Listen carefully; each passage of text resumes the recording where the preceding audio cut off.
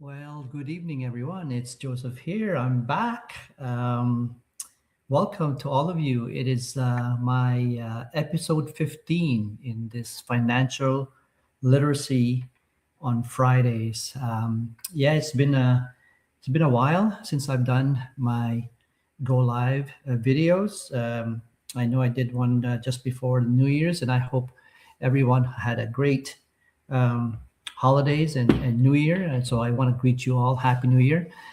This is my first live session for this year. It's taken me 16 days to get back to things. I know I was busy with all my planning for the year, my goals and my vision board, and planning the travel for this year. So I apologize not coming on earlier, but yes, it is my first go live of the year. And again, it is my financial literacy Friday sessions, episode 15. So, yeah, for those of you who may not know me, my name is Joseph. I am from Hamilton, Canada. I was born and raised in Manila, Philippines, migrated here with my parents and siblings, August of 1980. Uh, Grew up here pretty much. Excuse me, and went to school obviously, and went to work. I am a retired IT professional from the banking industry. I served oh over 3 decades of my career with one company, which I'm very very proud of. Um, some just great memories with my coworkers, my colleagues, and my I guess people that I've met along the way, my staff members as well. I have a wife and two young adults. My two kids are now off in their own careers, so very very happy with that. If it's taken a bit of responsibilities off my shoulders, which is great, and it's a great accomplishments by them as well, and completing their school year. So, yeah, so financial literacy every Fridays I host. I talk about anything about finances. I am self-taught on financial planning, retirement planning, real estate investing. Obviously, we've learned that. My wife and I learned that over the years, and stock market investing. But what I'm very very proud of is starting my digital business just about 2 years now. So very very happy with that. So a lot of people had asked the question about, why did I ever start this digital business, right? It's a long story, but the short form really is that after working for over 3 decades, you kind of learn, um, and eventually you learn about life experiences, and you become more and more uh, picky. You become more and more smarter. You become more and more selectable.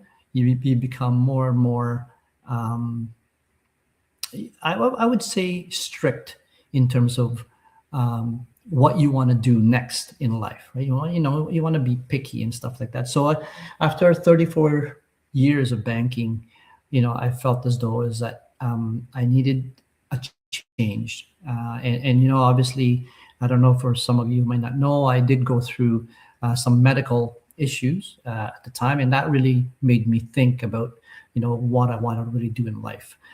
So one of the things that obviously I learned is never take your health for granted. So a lot of you may have experienced this, and it's unfortunate that sometimes we have to learn the hard way. But yeah, I was for long-term disability for about 11 months, and believe me, before that, I really really thought about my future and my family, and there was no competition. I always choose my health and family uh, foremost in all of my decisions, and that's what had happened. I kind of thought, um, being in a career for 34 years, wonderful career. I would never ever change how it was. I was very proud. I was very grateful and thankful for my career and those people who I met along the way. I always feel as though is that whoever whoever person I am today is because of my career. I really owe it to that company and to the people on that company that really sort of molded me to become who I am today. So I'm very grateful for that, very thankful for that. But life change, right? Things change, priorities change, right? So that's why when I was in long term for 11 months, I really had to think hard about the future, and I didn't want to be in that position where my one salary is in jeopardy, and something can happen just with a blink of an eye, and next thing you know, I don't have work, right? So I really wanted to make sure that I find something that one that is sustainable for life, whether it's financial or whether it's in terms of personal growth.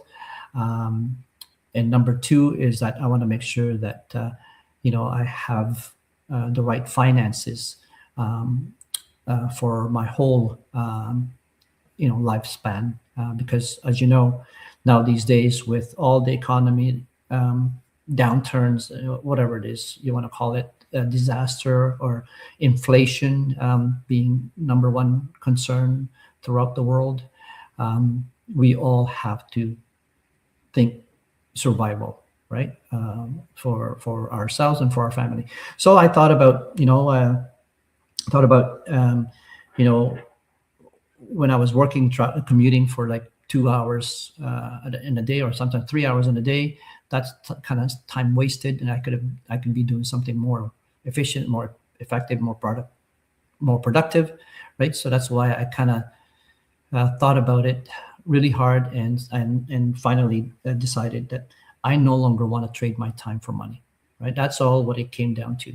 I didn't want to trade my time for money, and I needed something that suits my lifestyle. I needed something that suits my my priorities, my goals, and something that favors my time and freedom, right, and security. So that's why I started this digital business, and it just so happened that this digital business happened to be a gold mine, and I'm quite lucky and proud to be part of this digital business. So anyway, that's sort of my story. I continue to learn about this digital business and continue to be impressed about the things that are going on in the digital business. I will say, it's not easy. I mean, starting a business is not easy. I mean, I can compare it to our traditional business before, where my wife and I owned a franchise in a retail space. We used to run and manage a massage therapy business in a retail space. And that took 5 years of our time, and we ran it ourselves 7 days a week, 10 hours a day, you can say, right? And it was good. We learned a lot from it, having a traditional business, but comparing with the digital business, it's a lot less riskier because of the financial burden that you have in a traditional business versus a digital business. It's sort of night and day, and there are no really fixed costs in this digital business, which is really why people are really starting to dive into the digital business space, because it is number one, it's easy to start.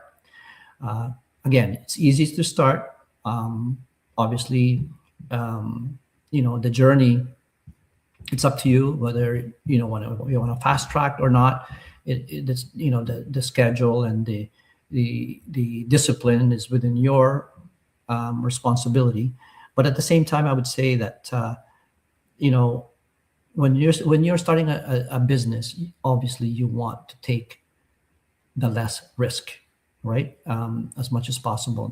And a lot of that is focused on financial risks, right? So the less fixed costs you have to be responsible for, the better off you are. So that's why the digital business is now becoming the mainstream for a lot of people who are thinking about having a business or being an entrepreneur in the digital space. So it's a lot more attractive now these days, and because it's affordable and less riskier financially. So that's why a lot of people, 270,000 of us worldwide, have jumped in to this digital business because it is sort of a franchise slash affiliate type of business, because we are partnered with a company that's been 51 years in operation, and 51 years is a long time, and not a lot of companies survives 51 years. So we're just so lucky to be part of this digital business and this affiliated business that is providing us with high ticket items and high ticket commissions in return. So yeah, so that's something that I just wanted to share with all of you. I don't think I have ever shared this before, because a lot of people had wondering, what am I doing? Even people in Facebook, or Instagram. We do advertise in Facebook and all the social media platforms. So that's Facebook, Instagram, YouTube, TikTok, right? We all promote our business that way. Obviously promoting it and those platforms are free, but we can also use a sort of a paid promotion if we want to, right? So there's a lot of ways that we promote our business, not only from the social media, but also from the warm marketing, people that or even people that you meet, out in the streets, so it's like the cold market as well. So warm marketing is really for, people that your friends, your relatives, whoever. Those are, the warm markets, which means you have some affiliations with those, or those people that Cold marketing is people you completely unknown to you, right? So yeah, so I will say though is that the promotion and advertising is all up to us. It's all in our control. There's no pressure as to how we want to progress, but obviously the more aggressive we want to, the more results we get, right? So really it comes down to your own discipline and your own consistency and your own productivity. So for those of you who are interested about this digital business, by all means, just we do promote our live free webinar every Tuesdays and Thursdays, 8 p.m. Eastern time. Excuse me. And that's a live webinar. It's for free that you can watch and learn more about our digital business. Excuse me. You can sign up on my website, www.josephyatco.com. It's right at the bottom there. Feel free to sign up. So every Friday, I do have the financial literacy. And this is, again, something that I've learned over, I'd say over a decade. While I was working in the banking industry, I was teaching myself about financial literacy, and I came up with some presentations that I've shared with my staff members and also my family and my friends about financial literacy. And now these days, with the economy this way, I really feel as though is that having to create an income stream, whether it's multiple or double the income streams or triple the income streams, the better. It's becoming the norm because of the high cost of living that we have, right? A lot of people are really looking into creating another income stream, because it's going to come to a point where one income stream is not going to be enough. It's not going to suffice your lifestyle and your lifespan, right? So it's really something that people are really adopting now these days. And I know it's great to hear that, just the other day I heard that um, I think it was about 53 million dollars have been invested by kids in the stock market. I think it was 53 million in total that kids have started investing in the stock market, which is great, and that's the way to do it. Kids have to start investing at a young age, preferably younger than 18 years old. But obviously, 18 years old, there's a lot of things that are available that governments subsidize or supports, right? So at the age of 18, I would think that those kids should have started investing and take advantage of the government benefits. I mean, you can start as early as 10 years old and 12 years old, and I've heard some kids have done that, but investing in a different way, not so much of the stock market, right? So, yeah, I'm just so thankful and grateful that kids are catching on now in terms of creating that extra income stream for themselves, because as they start early, they're better off because of compounding interest, right? That's really the best way. And there's no, a lot of people asks, when should they start investing? When they should start as early as you can, because you cannot, or no one can ever time the market. Okay, somebody tells me that they know how to time the market. Well, good luck, because it's never ever never been done before. I mean, you can get lucky to invest on a stock, a certain stock, and when it's low, and then obviously it increases over time. That's just plain luck. But um, my suggestion always been is that start investing as early as you can, and be consistent that way. And a lot of people ask me, how much should I start investing?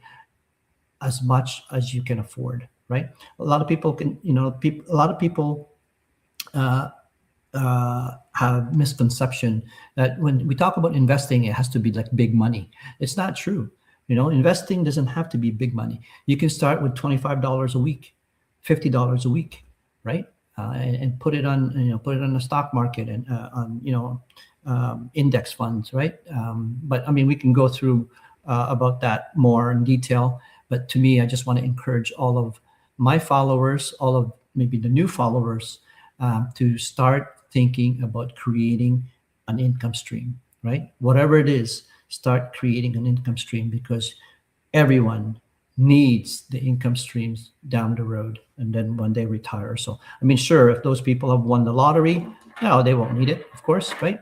But to me, winning the lottery is is pretty. I don't know. I don't know about you, but the ratio of winning the lottery is kind of very, very low. So it's kind of just try by luck, I guess, right?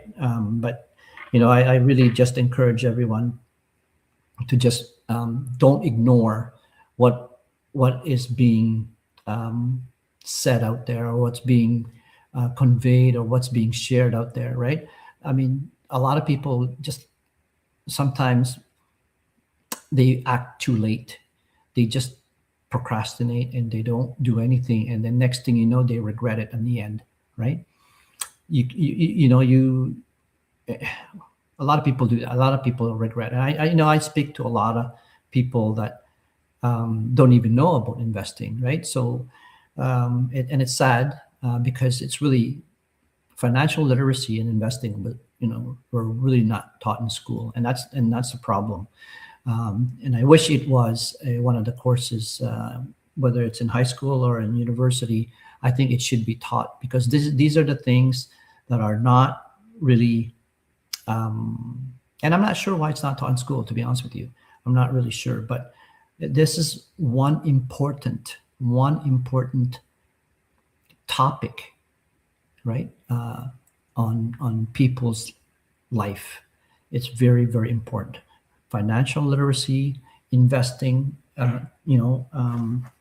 financial planning, retirement planning, these are mandatory to me. And I I've learned this for many years now.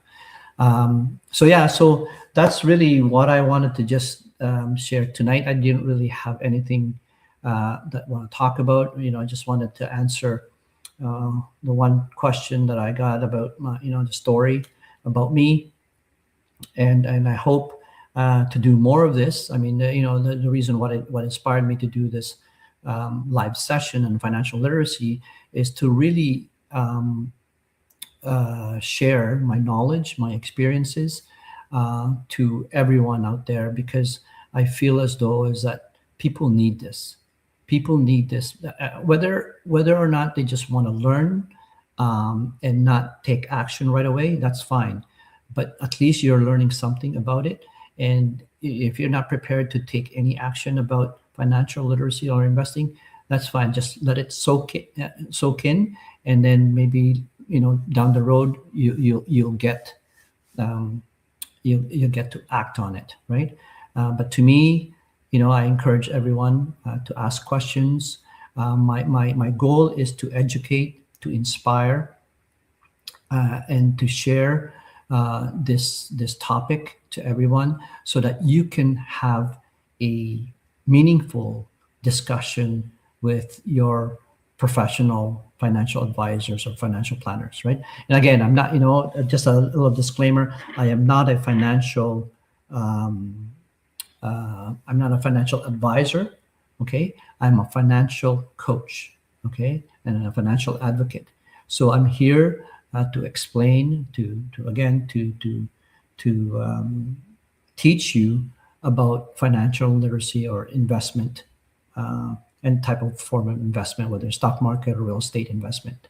I'm here to explain that further and answer any of your questions, because one of the things that there's a lot of misconceptions out there about this topic, and that's why I just wanted to also clarify that. It would be great that you learn something here, and then next thing you know, you'll be talking to your financial advisors, financial planners, and asking them those tough questions, right? Because believe me, I have come across with a lot of financial advisors and financial planners, and I do challenge them. Because of what I know speaks facts and truth, because some of them may not know it, may not know all of the details and all of the application of financial planning, right? So I just wanted to encourage you guys to, yes, seek advice, financial advice professionally, but at the same time, don't let your guard down, because sometimes they're not always 100% accurate. Okay. So anyway, that's all I want to share with you tonight. Thank you so much for joining me. For those of you who will be watching this on a replay, I hope you find this valuable. And if there are any questions, by all means, comment below, and I'll definitely answer them on my next episode. Anyway, until next time, I must say that I will be traveling next week. I will not be able to do a Friday financial literacy, but I will do it again the following Friday. By all means, to stay tuned. And I will be doing my next financial literacy episode 16 somewhere in the other part of the world. So anyway, I want to wish you all the best, and good night, good morning, good afternoon. Bye for now.